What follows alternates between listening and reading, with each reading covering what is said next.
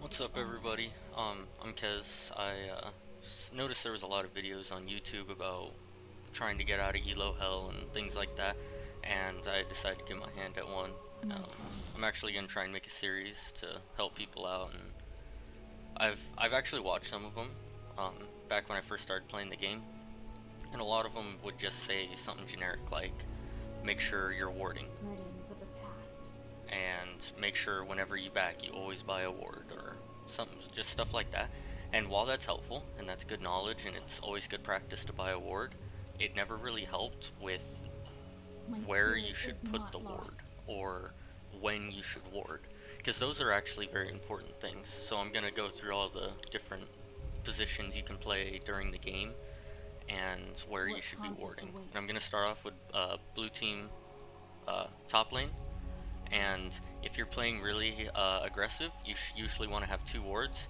You want to have one down in this area, so just so you can see if their jungler's coming up, but you also want to have one up in the tri-brush, because if you're playing overextended and you don't have an escape, a quick gank from tri-brush area can kill you easily.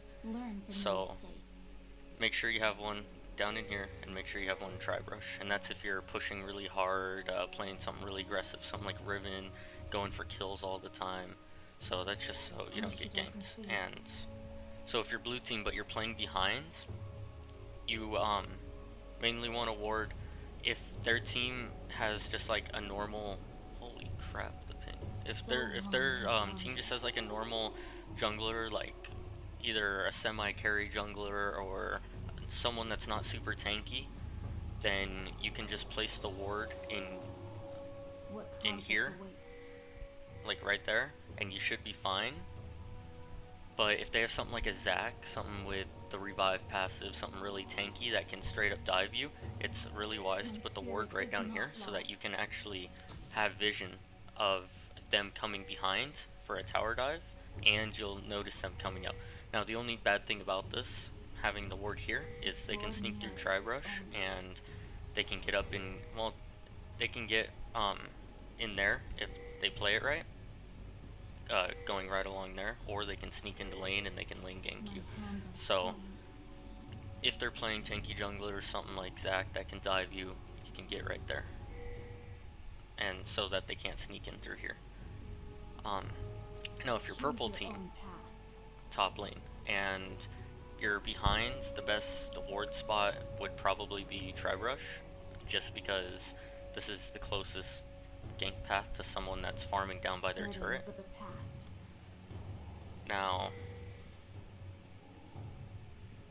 for if you're playing something like Riven, something that's really hyper aggressive, something that's going to try and get kills all the time, if their jungler does not have a jump that can get from here to there, then you want to put your ward like right there so that you can see them everywhere right around here, trying to get up into that bush, or if they're coming around this way, because generally mid lane will have a ward somewhere that can see them go up through there. And so if you're purple team, they shouldn't really be able to get behind you. Now if you're playing mid lane and you're playing blue side, most mid laners aren't the most safe champions in the game, so you always want to have two wards on the map. And if you're playing blue side, one of the most important wards is right there.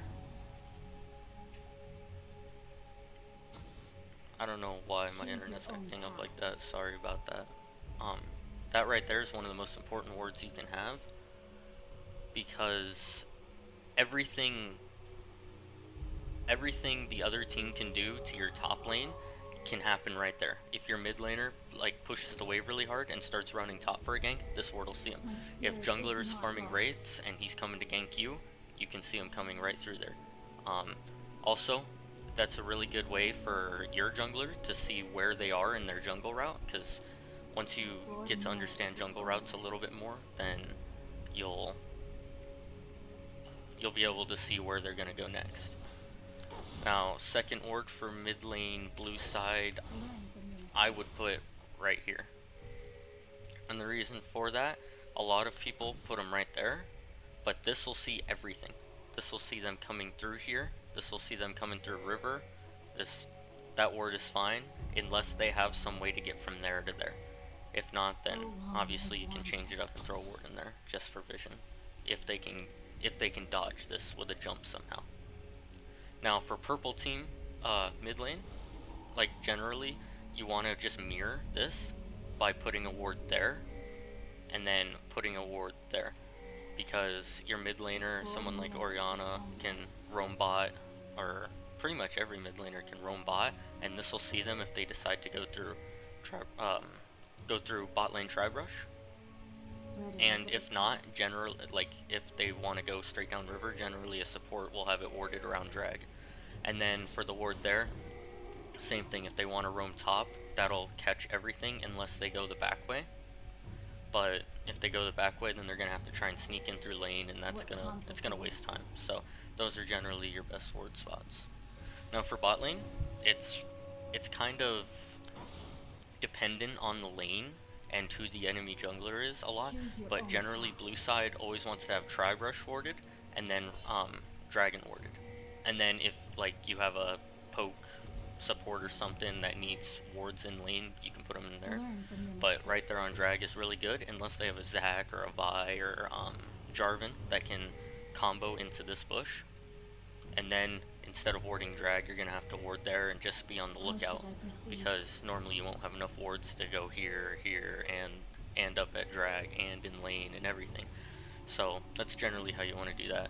And for your purple team, it's more or less the same. Like you always want to have tri-brush warded, because that's easy for a jungler to get into. And then dragon control for purple team is actually like, you can ward right there, and then you can just run back to your tower. Like you don't have to, you're not in any danger warding there, unless the jungler's like right there. So you always want to have those warded. And because this bush is your side, a jungler's not going to be able to go all the way up there and then go in. Like that would just be dumb. So you can put your ward further up, so that you actually have a better way of seeing the jungler before he kills you, or ganks you, or whatever. And then obviously if you need lane brushes for something. Now, for junglers, warding is really important and often overlooked in lower elo. The best thing you can do is understand the other jungler's path and what he's doing. What I mean by that is, like, if you have a Fiddlesticks, generally Fiddlesticks will start blue. Like 95% of the time, 98% of the time he'll start blue.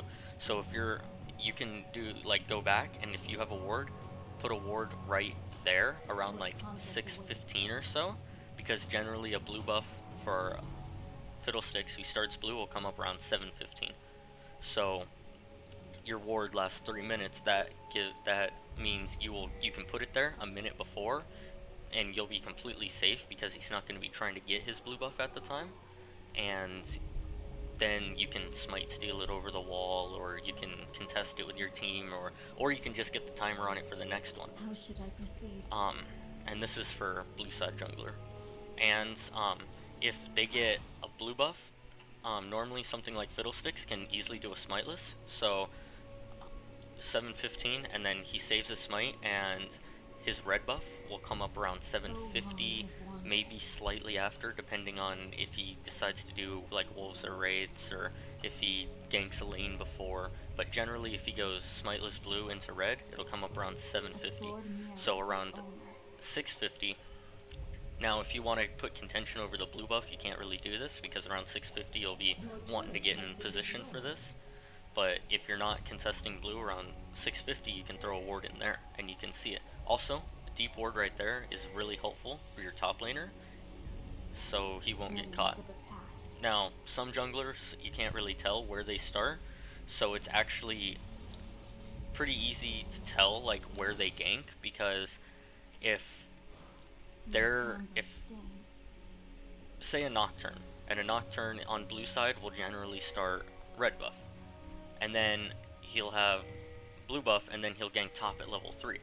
So you can tell if a Nocturne shows up at level 3 with double buffs top lane, the purple side jungler, or the blue side jungler, you realize, okay, he went red buff, then blue buff, then top lane. So you can put a ward right there at 6:15, or and then they're at 650 or whatever. Learn from So your mistakes. just learning where they start can actually help you with your wards, and it's really helpful for you as the other jungler to steal away buffs, counter jungle.